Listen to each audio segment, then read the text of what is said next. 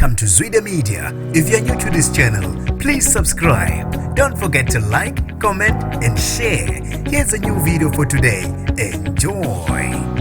Kube Usizi nomunyu kufa abantu ababili esikebheni eHotela isitweza emanzini eJozini Dam. Sanibonani nginibingelele ngiphinde nginamukele kuphina kuphi ilanibona khona le video. Mangoqala isijonela elikhasi wamukelekile igama lami usibonga konke wakandwande mothanda ungangibiza intatheli kaYouTube. Basadidekile abaphathi beHotela elintandokazi iJozini Tigerlodge ngokusha kwesikebhe sokuncebeleka eJozini. Amaphoyisa aseJozini aphenya icala lokushona kwabantu ababili nelokuduka komuntu oyedwa esikebheni esivele savutha amalangabi maphakathi nedamu eJozini. Isikebhe lesi siyindlu besinabagibeli abawu9, abahlanu bekumndeni ovela eGermany bese kuthi abantu abane bekungabantu abasebenza khona esikebheni. Sivele savutha amalangabi ongaziwa imbangela yomlilo maphakathi nedamu eJozini ngomgqibelo ntambama. Abasebenzi basesikebheni basheshe bawubona umlilo bazama ke ukunika abantu izinto ezobasiza ukuze besheshe bewubalekele wona umlilo.